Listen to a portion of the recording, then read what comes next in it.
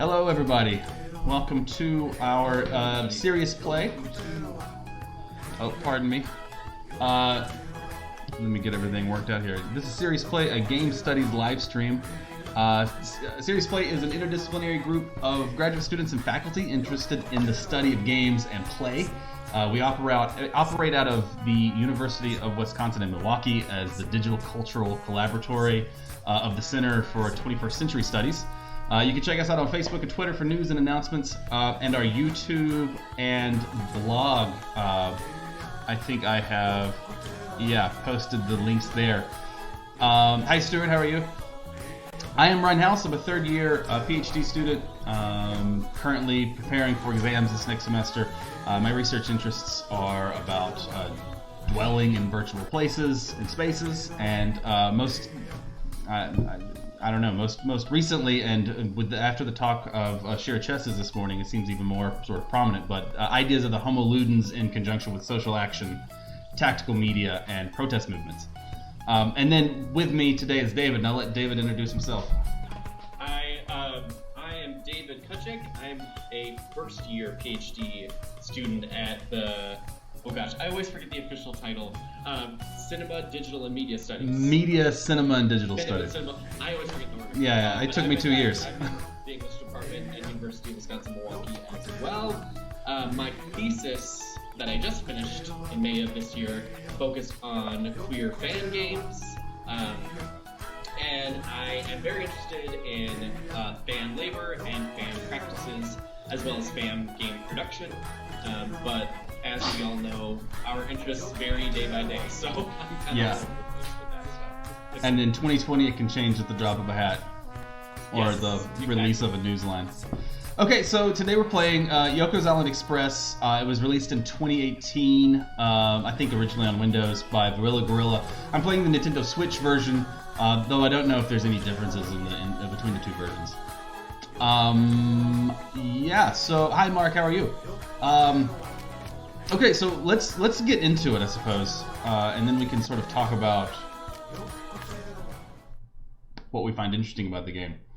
Yeah, totally. Yeah, so I mean, right off the bat, sort of the thing that really drew me to this game is that it's a mix between, and I've been finding sort of hybrids of game genres really interesting lately, but it's a mix between a Metroidvania type action and exploration game with pinball, which sort of makes my brain, recoil. But when you actually play it, it makes perfect sense. I like this the way that these different game mechanics and design elements come together. It makes me wonder why this hasn't been done before. Okay, so here we see Yoku being drifted away. He lines up on the island of his express. Okay. And those of you that are watching, I hope that the video and the audio levels are good. We're a little bit in the dark on that side. Okay, so I'm playing as Yoku here. I can roll the little ball back and forth, and that's really about it as far as my control goes. Like I don't have a jump. Oh, I can't open a map and all that good stuff. But I didn't mean to do that. And then I guess also I can talk. And Posterdactyl is the old postmaster, I suppose. You're the new postmaster they sent to relieve me, eh? Glad you showed up. Something big is going down around here, and I don't feel like sticking around. Before I leave, you've got your first assignment right here. My old postal badge. Deliver it to Nim the translator in the village.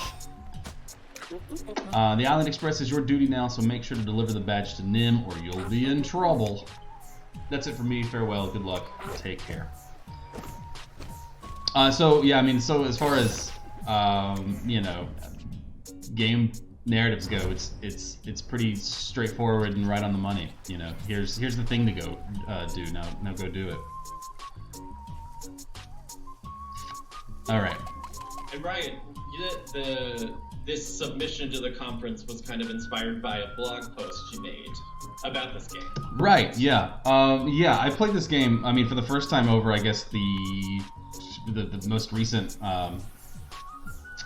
Christmas break, and really couldn't wait to get back to Serious Play to stream it and talk about it. But I just had so many ideas. This is the introduction to the main mechanic of the game. I can move the right and the striped with my left paddle, and move the blue paddles and the striped with my right. And so instead of moving around and jumping around, I have to use the paddles to maneuver. Yeah, so it's basically like you can move left and right, but there's no vertical movement for you. You Right. can't jump or... Right. Well, at least of my own volition, right? Yes. And then you'll notice, I'm also collecting all of these little bubbles full of brightly colored fruit. Phosphor. Where do you think you're going, Postmaster? This is my pond. If you want to cross, you're going to get told. See what I want grows on the high cliffs above. Juicy cove mushrooms. Okay, so I've got to go get him mushrooms. So so one of the main things that I was really sort of loving about this game is this idea of sort of having to submit oneself to sort of the groove, to the flow of the island life. And I think this game really sort of does that well through the mechanics, through this sort of less than what am I trying to say? It's a little bit hard to play and talk. It's sort of through this novel approach of maneuvering, right? Like, I can't just go where I want to go. Obviously, I want to go right there, but I might not hit it every time, right? So it's really sort of this trial and error, sort of keep going mentality, and I want to really sort of tie that in with what Bo Ruberg talks about in Video Games Have Always Been Queer, about queer art of failing and ways of playing that maybe are less traditionally thought of as valid ways of playing a game. And so when you're playing this game, do you feel like, I mean, obviously this is your second time, or at least second time, possibly more, playing through this section. Why do you think like the game rewards failure or like encourages failure in a way? Yeah, no, that's a great question. Because like other games have like give you gifts or like give you bonuses for going off the beaten path. So like how is this different than just accidentally going a direction? That's a great question, and thank you, because it helps me sort of remember my thought process there, right? It's not just sort of about failing, but to me it's about sort of this the intent behind the failure. So right now I'm trying to get there, and I did finally. But I find that sort of my progress that I make through the game is often as accidental as it is purposeful. Like I'm trying to get to a particular area, and I'm not doing well, I'm failing. But then I'll knock myself somewhere unintended, and there's a neat special item, or more things to collect, or even the actual way that I meant to go. Do you know what I mean? So I feel like it sort of puts the player in this sort of mode of failure as productive, maybe. At least not productive, Yeah, when I'm seeing you play this, it kind of reminds me of Getting Over It a little bit, just in terms of like progression and moving through the world in a kind of in a platformish kind of way. Like it's informed by the platform genre, but it's not the same. But I think, like you were saying, the game is a little different. That I would say, like with other games, like Getting Over It, it's very explicit. Like part of the point is failure, but then also like getting to the goal and then failing to get to that goal is punished. But it seems like what you're saying is like in this game that failure itself is not even really considered a failure if you're going off the beaten path. Right. Yeah.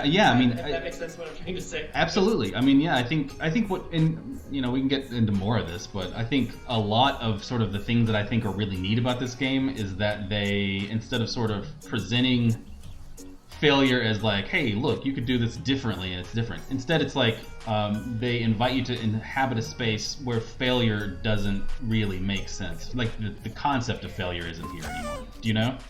So, I mean, as a video game player, that is, like, I feel like I come to this game with a little bit different sort of ideas, maybe a different disposition than I would to say something like Dark Souls, that deals with failure in a very different way. Yeah. If this game isn't about failure, Dark Souls is about failure, right? Kind of, yeah. if this game is about not failure. That's a whole other hour conversation. But why? I guess then, like, what in Rupert's book then like resonates with this? Like, how is it? I guess a queer sort of failure rather than just like a typical, not a typical, but like how is it particularly kind of responding to the ideas that Rupert is putting out? I think that's a great question too, and I don't know if sort of taking alone it's all that queer necessarily. Maybe it will be, but I also think I think Yoku is a pretty queer protagonist for a video game. We've already talked about sort of their limits of maneuverability and in video games that is really tied to agency. Also, trying to make this shot is also tied to agency, and it's not going so well. You saw the rainbow sort of give me a little bit of a clue there. Like if you sort of slow down, you can hesitate a little bit by moving left and right to sort of position your ball where you want it to be on the flipper. And if you get really still, a rainbow will sort of give you a directional guide, but it's not very big. Okay, so anyway, Yoku is a queer protagonist, right? I think his diminutive style, his diminutive size, he's very not powerful. He's not Conan the Barbarian. Yeah. Or they aren't. To my knowledge, they are ungendered. And they're also, they're a dung beetle. So like thinking about status and social status, they're going to be pretty low in the totem pole, I think. And on top of all that, they're a lowly civil servant postal worker. Yeah. I was thinking about the movement of Yoku like when Rupert talked about queer movement in games. Yeah. Oh gosh. Shit. Wrong way. And how like even just navigating through a world, right, and the idea of navigating differently or moving differently is itself has a queer potential in terms of rejecting the idea that you have to have mastery of movement over a space, or you have to be an expert in terms of how you're able to navigate the landscape and you're able to control the landscape. Yeah. Which then also has like anti-colonial notions to it as well. Absolutely. Yeah, I like in my thinking of this, I take it to sort of being, I call it, what was it? Not anti-colonial, but contra-colonial. But I think I'm just playing with words there. But the idea was sort of like back to that idea of like it doesn't feel necessarily anti anything. Rather, it's just presenting sort of a space or a reality that isn't colonial, right? It's like a-colonial. Yeah, so it may be, like, I noticed you had wrote in your blog post that the story itself, the setting itself, is not necessarily as politically, explicitly motivated to have that anti-colonial bent to it. It wasn't made with that purpose, but it still kind of has those elements to it. I don't know if that's true. I was speaking to the lead designer back when I was streaming this a few months ago, and he said, like he read the blog post and was like that you mentioned a lot of the things that we had discussions about while making this game. So it was never really like explicitly stated that we were trying to do these things, but I don't think you could do this by accident. I don't think games could be made this well by accident. So I think there's probably some sort of thinking there, even if they weren't really using the same theorists or ideas or language that we were, Yeah, but they were still intentional in terms of choosing the various kinds of movement that you're available to do. Right. Yeah. Absolutely. From what I understand, development started with this idea that we want to make a game about a ball, and I think that might have been a little bit more sort of practical than anything, because they didn't have many animators at the beginning of the game process. So, okay, so here's an interesting thing that I haven't really explored in a full playthrough. Pardon me, but to get past this, I don't want to call them an enemy, but an obstacle. I need to give them a mushroom that then they'll eat and go to sleep on. I could. Oh wait, did I give it to him already? Did I do it? I guess I did. I don't know what I chose because I was talking and not paying attention, but I have the option between giving them a poison mushroom and giving them a real mushroom. And obviously, in my first playthrough, I gave them the poison mushroom and they go away. But like, you find them later and they're not really happy with you. They don't want to talk to you anymore. Understandably. I'm really curious what happens if I give them the good mushroom and then go find them later. In my original playthrough, the one that I was just playing with myself, like I'm at 99% complete, and I don't know what that other 1% is. So I'm really curious if, like, you know, showing some kindness to this, whatever it was, gets me something in the long run. Okay, so I found a Wickerling. I can find those. That's, you know, that's sort of in keeping in spirit with the Metroidvania. And then this is sort of a new mechanic where I can get these jewels, and they unlock walls that I can then move through, which I guess maybe is also, well, maybe a little bit both of pinball and Metroidvania. Yeah, Stuart had mentioned on the chat that there's a great post-colonial reading of pinball in general, just like pinball as a game. Yeah. And Gravity's Rainbow. Of course. Because everything's in that book. Right. Yeah. Of course, Stuart's talking about Gravity's Rainbow.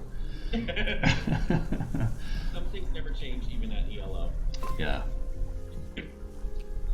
But that is interesting. I guess that does bring up an interesting point, and it's something that I'm kind of thinking about too, because a lot of the research about queer fan games that I'm doing is very, like, I'm finding genre categories in my research. Not that it's very extensive, but I do wonder if, like, the genre of the Metroidvania or the genre, or like, does the genre itself bring something to it that might be a little more queer, or is it more like how the genre is being utilized? Well, that's like, I don't know if this answers your question, but I mean, I think there is something about sort of that hybrid and the mixing of genres that, you know, I think sort of in our discussion now we could call it queer. I think if we were talking about I think it's sort of non-hegemonic, whatever that is, right? It can be used sort of queerly, and it can be used to talk about aspects of gender or race or anything. Well, maybe not anything. Like, I think there has to be some intentionality there. You can't just put two things together and be like, it's about race, you know. But Treachery in Beatdown City by I can't remember the dude's name off the top of my head. But anyway, it's a mix-up between RPG games and, like, beat-em-ups, and it's a lot about sort of it's a lot of issues rooted in race. Yeah. And particularly, like, microaggressions. It's a brilliant game too, and I think a lot of its brilliance, not all of it, but a lot of its brilliance comes from that mixing of genres. Okay, so here we go. Here we see another instance of failure, right? Like, I can fail a little bit in this game. I can fall in the gutter, as it's known in pinball, and I fall through these brambles, and I'll lose a little bit of fruit that you see at the beginning. It's not, that's really about it, you know? Like, I've never really died. I've never really hit that without any fruit, but I would imagine not much happens, just because there's really, like, it's so plentiful. Yeah, I mean, yeah. There's really no, like, what am I trying to say, spawn point or anything, right? I would imagine you just fall through and you don't have any fruit, so you don't lose anything. I guess I could test that. Which is I would say that's very different than games that were made, like mid-level, you know, Metroidvania or platformer style games that have been popular. I'm thinking of, like, Celeste, for example, or Hollow Knight, where it's like the whole point is, like, the challenge and the, like, it's hard to get through and you have to fail and constantly, like, do things over and over again. Yeah. Whereas this is kind of the opposite.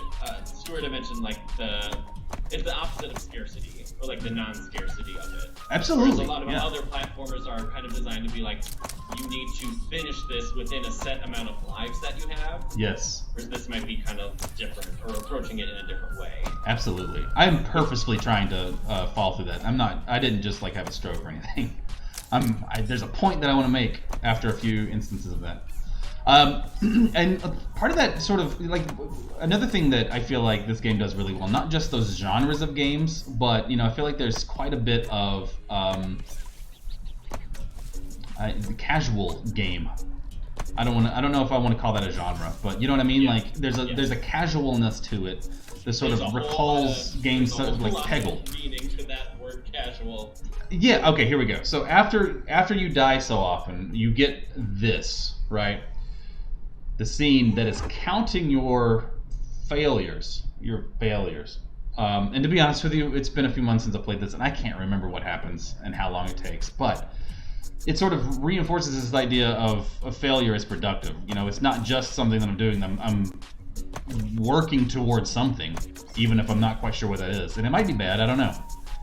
Yeah, and it goes about showing maybe the productiveness of failure in ways that is different from what we come to expect platformers to do, or that kind of thing. There we go.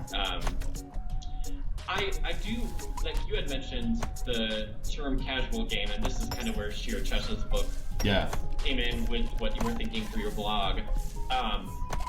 Like there's a whole lot of loaded terminology, particularly gendered ideas that have to do with the casual casual game genre, or whatever you want to call it. Mobile games, whatever, has been used, to kind of dismiss the kind of games that people who aren't cis white males enjoy, or are designed to enjoy. Yes. Why do you see this kind of lining up with the casual game realm? Or like, what does it get out of having that label associated with it? What are some of the... I don't know if I would. I don't know if I would ever call it like say this is a casual game, but I see a lot of sort of game design elements come out of what I think to be, out of that tradition. So I mean, I think just the collection of bubbles full of brightly colored fruit, like Stuart was saying, there's no scarcity, right? So there's always more fruit to get. There's no dying, so that you can just keep getting fruit, and it's sort of more than a punishment. It's sort of maybe a frustration. It doesn't really keep you. What's with the rocket shot to the logo? I'm not really sure. It comes really late, but it's a nice moment. Are you all getting the theme song here? Because the music in this game is fantastic. Yeah, for a while I was just listening to the soundtrack. Sorry, go ahead. So, yes, Prof was saying the learning curve doesn't quite look casual, but the aesthetics certainly have some of that feel. Absolutely, yeah. It's an aesthetics thing to me, right? Certainly not the mechanics of casual gaming. Although, I mean, like pinball and Peggle and like Zuma, like those kind of things feel sort of familiar as I'm playing this. Yeah, this is kind of when I was writing. I wrote a paper about a bar arcade in Milwaukee and talked about pinball for a while about that too. And there's kind of, and I think it's might be a more historical thing now with pinball than it was, back in the 1980s or 70s, where like the pinball wizard was like, it was seen as not casual, whereas now I think pinball is kind of more as a casual. Was the pinball wizard the ultimate hardcore gamer? I mean, like the first? I think so. Yeah, I think he might be. I'm not sure. Oh, damn it. Exactly, but it's much more casual, especially like when you see places like arcade bars popping up. The play that they're trying to get people to do is much more casual. So I wonder if then part of the queerness, right? We talked about the melding of genres, and then that kind of also melds the play, like the play of it, and how play is being approached and how failure is being approached is then informed by those genres. Whoa, say that one more time. That was a big question. This is a perfect example of what a stream is like, because sometimes we just ramble and maybe say something cogent and maybe don't. Yeah. But it's good thinking. Totally. It's good to think through these things. Absolutely. I was saying, like, part of the, so then like Prof Fu was saying, the learning curve isn't necessarily the most casual, but the genres that the game is kind of infusing, some of them have casual aspects of it, some of them have a little more, like a modern day platformer is thought to be more of a non-casual game, or whatever you want to call. So maybe part of the queerness that we find, that you like see in it operating, might come also from that mixing of the genres, which then forces, like, there's not a delineation between casual and hardcore as there would be in other games. If you get what I mean. Yes. I don't know if I have anything to add to it though. I don't know. But I mean, like, yeah, that sounds right. I'm sort of lost. I don't know what I'm supposed to be doing. I've been talking about the game more than I've been playing it. Let's see. I'm gonna try to get back to the guy I got out of the way. That's surely where I'm supposed to go. Yeah. All right. So I mean, like in traditional Metroidvania games, I get abilities that help me reach more areas. I've got the horn, which we got pretty early on, and that lets me wake people up and sort of bust pots so that I can get things that I need. You know, I don't know if this is the way. This might be a really awkward part of the stream where I just go back and forth. Yeah. It's good if we're putting on that like metaphor to academia. And this is something that Stuart had mentioned a while ago. He like the failure aspect of it kind of reminded him of like going to the library and trying to find like sources and stuff, and like mixing and messing with everything. Yeah, all right. I'll buy that for $1.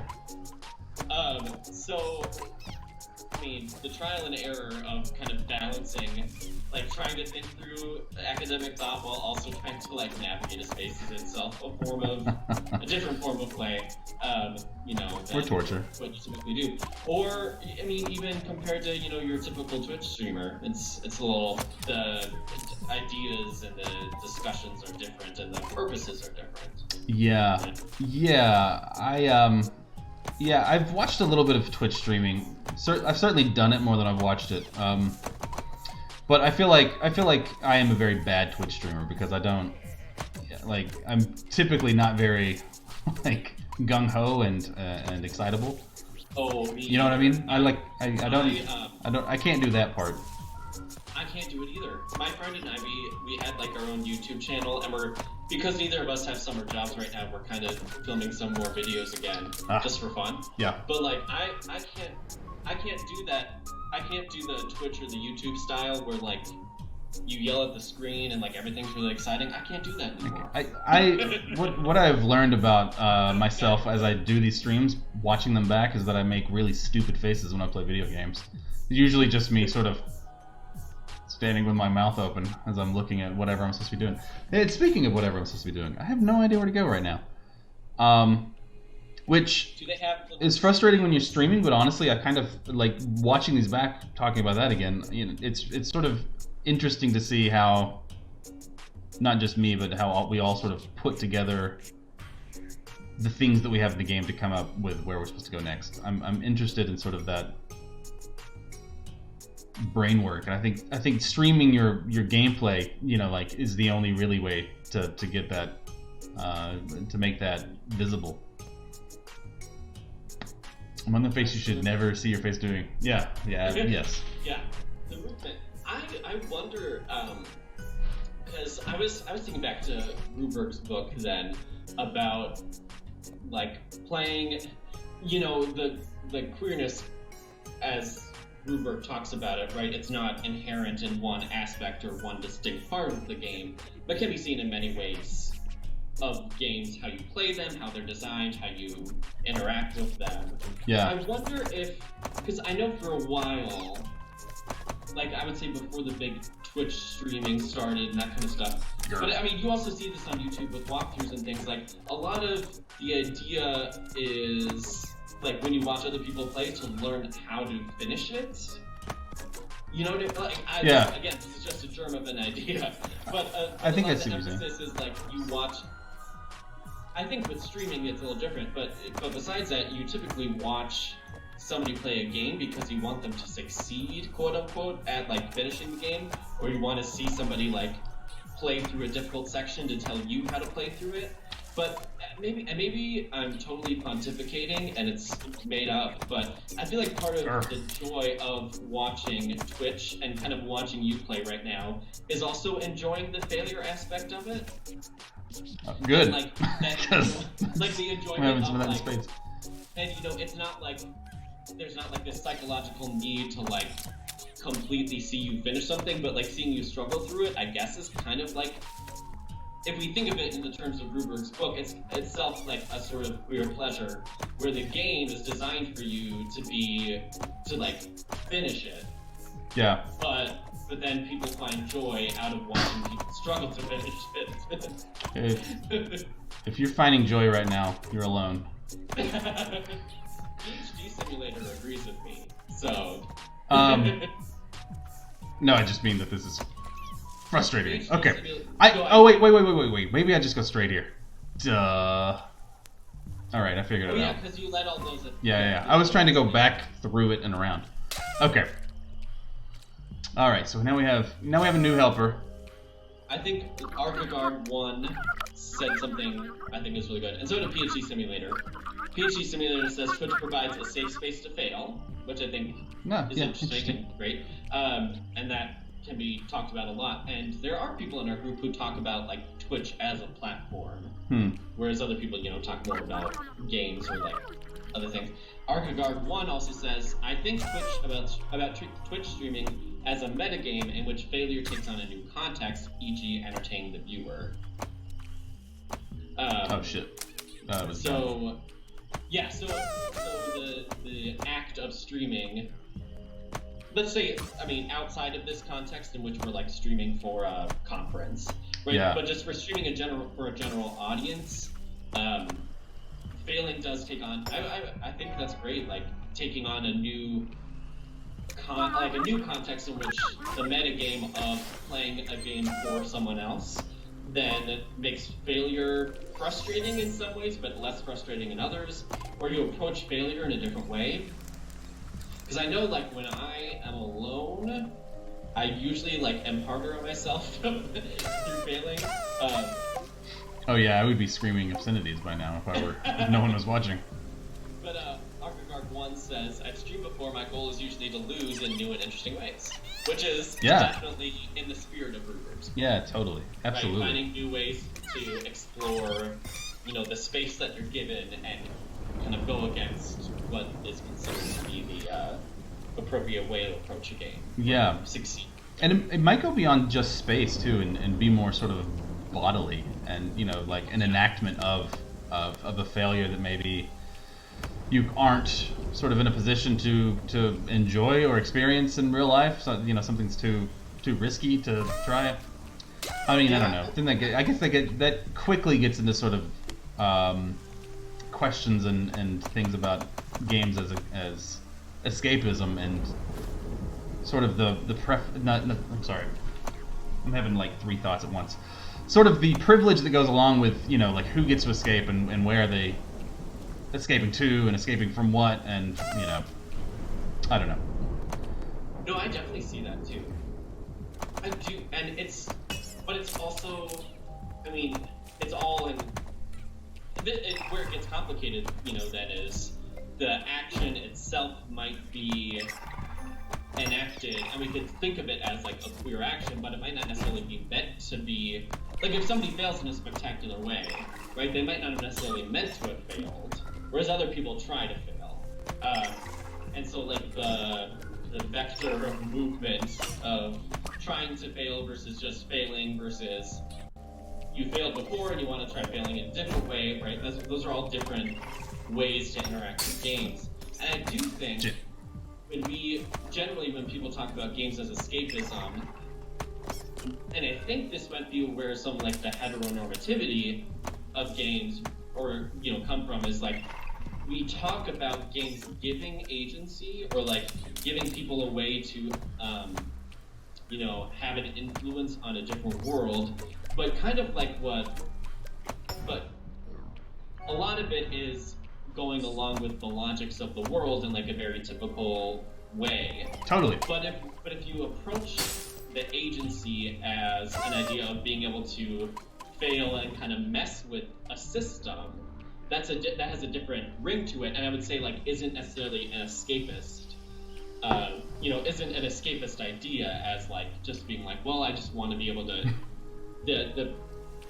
I would say there's a popular notion that games provide escape by letting people have control over something, when in reality it's like you're kind of just playing within a system of something, and then failing is itself a way to kind of go against the system. Absolutely. Again, yeah. 5 million thoughts going on at once right now. But yeah. No, but I appreciate the sort of the attention to the systems of video games. Yeah. everything that we do is just part of the system. Yeah, and I mean, this is sort of getting away from where we are and sort of going into Chess's talk from earlier today, but I'd really like to see sort of she I don't know. She was making a call for everyone to play games sort of as a way to become better people, but you know, I really like that idea, but I think we have to play good games to be better people. You know, playing bad games can make us bad people. And I really think what it really boils down to is a need for literacy, digital literacy, in particular video game literacy, to be able to sort of, you know, ascertain for ourselves whether the system is doing something that I want to reproduce in my own life, or is it doing something that could be hurtful, brought out to the real world. You know what I mean? Yeah. And I mean, and even past that, then is sort of a push towards game developers to have that knowledge of that literacy and to build games, to build better games, to make better people. You know, I don't know. I really shy away from ideas of gamification and you know, sort of utopian ideas that you know, all we have to do is play games and when we wake up everything will be better. Yeah, so something that I thought was with Chess's talk, and then also just with you know, everything we've been talking about, I wonder then, because there are some ways in which like play, right? There's been 70 some years of discussion about what play means or what the term game means or whatever. There's like that trickiness where you want to, you know, make protests playful, you want to make games playful in an inclusive way, but also in an equitable way, but you don't want to do it to where like you're gamifying it to the logics of like a hegemonic force. And then, Thomas says they're all. So there's an inherent trickiness to it, because we want to make things enjoyable and pleasurable to play, but then there's also the fearness of failure, which maybe you find joy in not being explicitly like pandered to as joyful, or like playing a game that's joyful. I don't know. There's a whole lot to discuss, which a lot of great people are doing, but yeah, it's kind of part of what the stream helps, and Stuart kind of mentions this. I think the stream just helps us kind of muddle through all of these different thoughts and different ideas, and kind of doing it while we're playing a game, but then also having somebody to talk with, or a soundboard to kind of bounce off of, definitely helps in terms of helping us get through some of these thoughts, because they're complicated. You know? Well, yeah, and they develop, you know, as we play. And I think, you know, to the idea of studying games, I think the study of games has to be sort of active and proactive, and you know, based in play. Otherwise, you know, you're just sort of doing a superficial, you know, talk of maybe about the narrative or what have you. I don't need to go down here yet. And I mean, yeah, you know, thinking just about the practicality of what we do. You know, we're never gonna be rich Twitch rock stars or anything. But just sort of having this practice to use as almost playing notes. You know, even if no one showed up today and it was just David and I, or just myself, talking out loud, making note of the things that I'm thinking, that's been immensely useful in research. Yeah, I think the pedagogical aspect of it, if you want to call it that, or just like the knowledge generating aspect of playing and being able to stream and being able to talk to people about it is, I would say it's like almost similar to like watching it being like watching a movie and then talking about it with your friend afterwards in a sort of way. Yeah. But then you're like playing it and then talking while doing it. You also have like the physical, you know, the tactile experience of it too. And so it kind of melds together a lot of things, because we spend a lot of time just like reading, obviously, and listening and hearing and discussing in class. But I think there is something kind of at the tactile idea of it, where you're kind of thinking and doing at the same time. I think is something that is really beneficial in terms of just developing and generating knowledge, whether or not it's worthwhile knowledge. I mean, the way my brain works is that the way my brain works is that I often have trouble sort of getting thoughts out one at a time because they come to me so quickly that I can't type or write that quick. But like sort of having to slow my brain down to get past a thing while I'm also trying to think about what I'm doing really sort of helps that. I don't know if it's ADD or what, but just like we've seen, sometimes I'm talking and I'm having a hard time thinking about what I'm doing while I'm also trying to play. It helps me sort of slow down and take one idea at a time. Okay, so I'm eventually gonna get, okay, here we go. This guy's gonna give me a vacuum cleaner that I can suck up these slugs with and then use them to burst things open. So, to me, this is sort of like really the extent of Yoku's agency enacted upon the environment that he's in. For the rest of the time, like he's just sort of, you know, has to go with the flow of the island through these movement mechanics. But even now, like he's not really bursting through anything by himself, you know? Like he's using the power of, you know, I mean, basically the power of the island against itself, sort of harnessing it. And yeah, I mean, one of the reasons that I thought that this game was sort of contra-colonial or anti-colonial or a-colonial, whatever we want to call it, is that, you know, instead of, I think it would be very easy for this game to sort of fall back on white savior tropes. You know, we have this outsider come to this island and something happens and he has to save it. And he's even got a white ball, so it sort of works there. But instead, you know, like, what you do in the game narratively is not much more than just sort of get all of the people together on the island to face this problem. You're not the one that's been sent here to help us. You're just the postmaster. So you're like, hey, you know, so-and-so needs you. Come up here. And that's what we're seeing here, right? I've got several sort of main people to go talk to in different corners of the island, and that sort of is not really the meta goal, but, you know, the encompassing goal for probably the first half to 3/4 of the game. And so, I mean, yeah, and just, you know, just the way that the player has to sort of submit to the island's method of being traversed instead of traversing it on its own terms. Really sort of speaks to just that, you know, that, again, anti-colonialist, but like in a way that's not about getting colonialists out of a space. You know, it's not about like reclaiming a space. It's about not ever being colonial in the first place. Do you know? Yeah, I see what you're saying.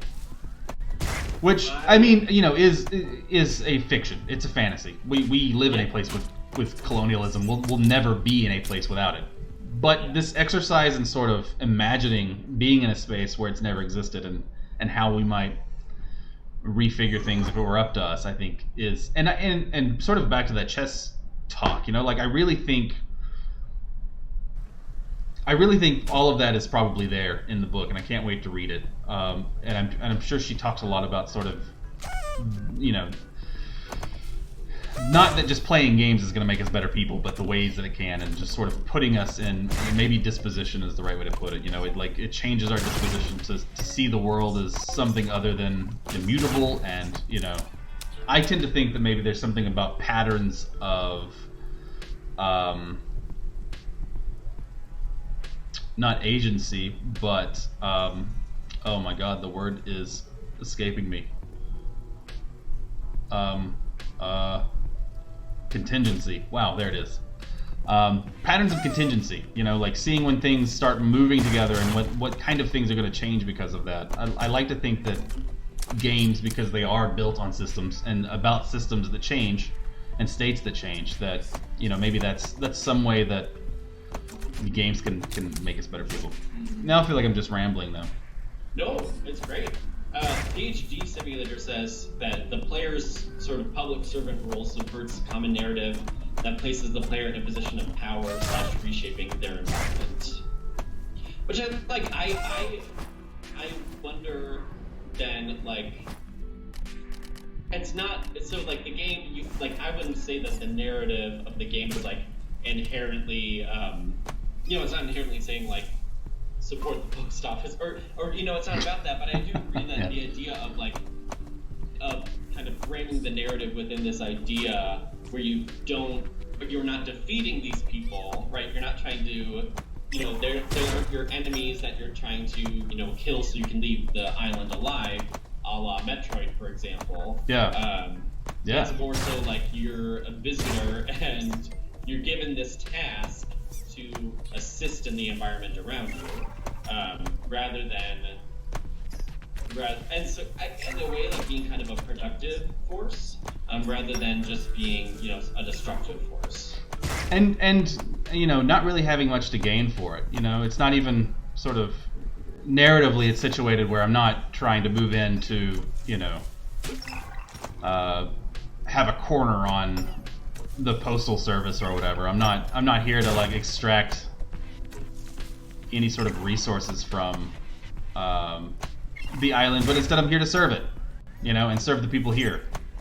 Yeah. Or the animals here, rather, I suppose. I don't think there are any people here.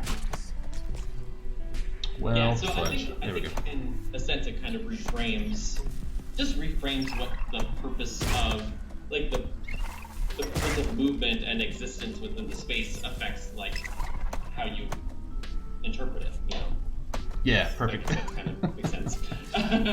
Yes! Oh my god, that stupid slug got in the way. I'm so close. I just gotta get one more. So the slugs will explode, right? And very soon I'm gonna get a little vacuum cleaner that lets me suck up one of them, and then I can use it to explode rocks that get in my way. Thanks everybody for like complimenting us. Mark and Argagard just said great session. Thank you so much. Showing us the way for ELO's future. Yeah. Thanks for. We were honestly unsure whether or not people would attend, so we're just happy that people are watching and listening and. We're very used to not generating knowledge with us. Yeah, absolutely. Thanks so much. And if you're interested in what we do, we stream pretty weekly on over the summer. It's a little loosey goosey. But we stream right here weekly, twitch.tv/serious_play. And you can also check out our blog, which we update pretty regularly every week, and our YouTube channel, which we collect all of our live streams to keep for perpetuity.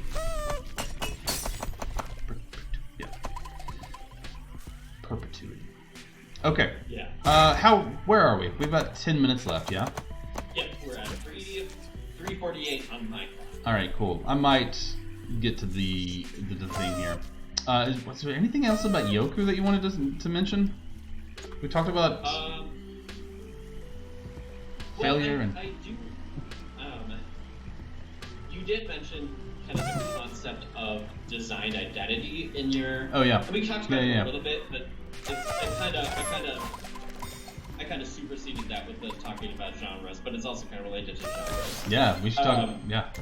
Because a lot of, in Ready Player 2, a lot of it was discussing design elements that kind of replicate stereotypical notions of how women like navigate work and family and play and all that kind of stuff. Do you see this as having a particular design identity to it, or like how is this relating to this notion of a design identity? No, I think that's a great question, and I mean some of what I think is so great about it is how maybe it is trying to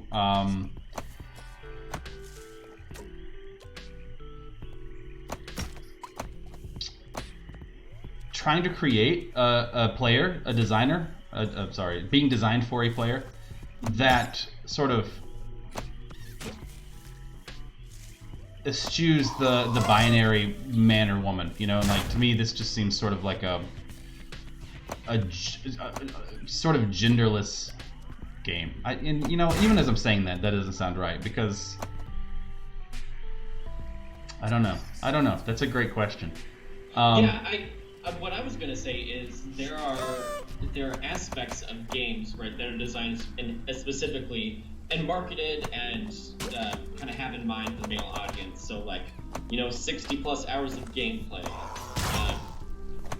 I mean, like, to be simplistic about it, like shooting and you know, having things over the environment, having quality or power over the environment. Whereas feminized idea at the time, right, is that in games the feminized designed identity is surrounded by the idea of fast gameplay, right? You can play it in only a matter of minutes.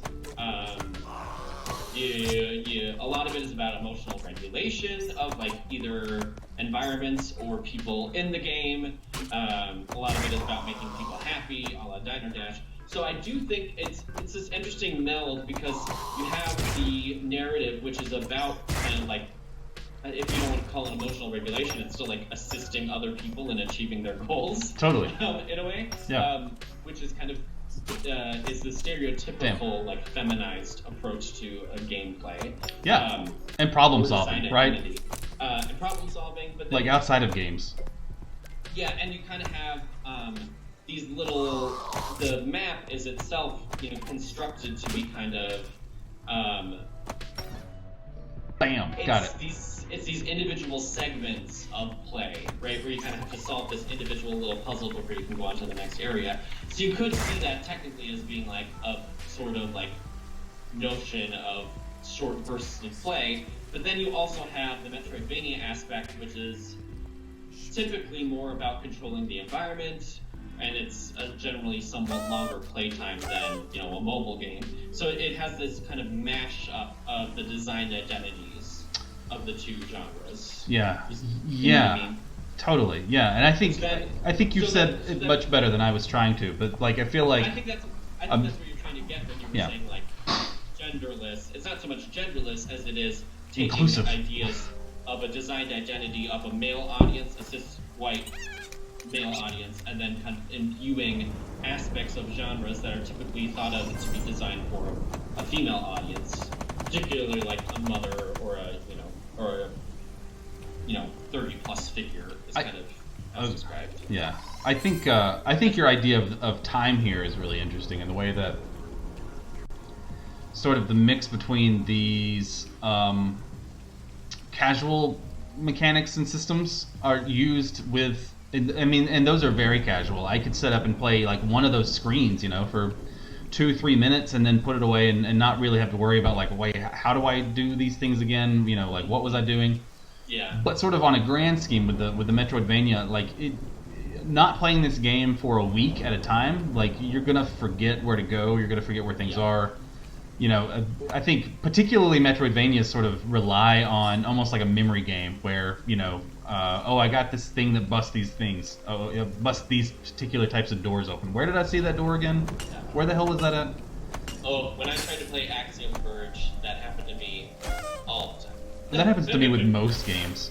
If it's a very long game or a really dense, long like TV series, I'm gonna have to restart it at least once. That's just sort of what I know about myself now. I do, and this is kind of, I could totally imagine with this pinball aspect, I could totally see this being like a game, like if it was just the pinball aspect of like you had to solve this little pinball puzzle, I could see that being like a free-to-play game with ads in it on your phone. I'm sure there is one. You can play totally. That's like pinball, where you have to escape the pinball area. I would eat up a game like this that was just levels. Do you know what I mean? Yeah. I would eat it up, because it would be perfect to just sort of pick up and play. Yeah, casually. But then you have the narrative aspect of it, where you're like traversing across the world, the Metroidvania. I think that kind of smush up of genres and smush up of also helps with the, you know, kind of mixing of the designed identity. Which I'm really also, curious like, about relates to the rubric stuff about how it's like queering by mixing and yeah. that kind of stuff too.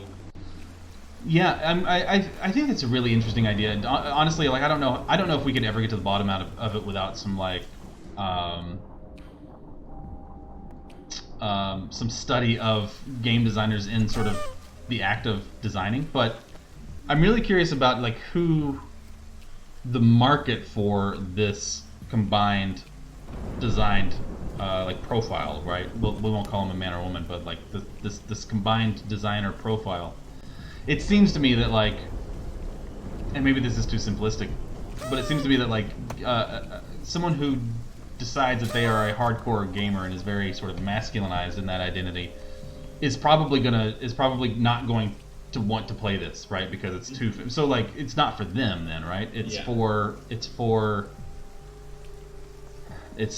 player 2? You know, is this supposed to be sort of like a gateway into games not designed for player 2?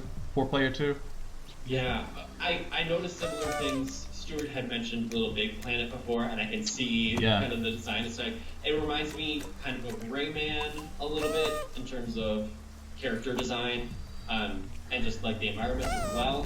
So I wonder if it's more going for that audience, it's like, I don't know. I think probably in like a practical, like we're trying to make a game that's going to make money ways. Like they're, you know, it's sort of cartoony. It's pretty to look at, and the music is, you know, like they're not going for the hardcore market, but I don't think they're trying to make anything super. Oh hey, there was that super sort of transgressive or anything, but yet, you know, I still think sort of just that effort is transgressive, even if they don't mean it to be.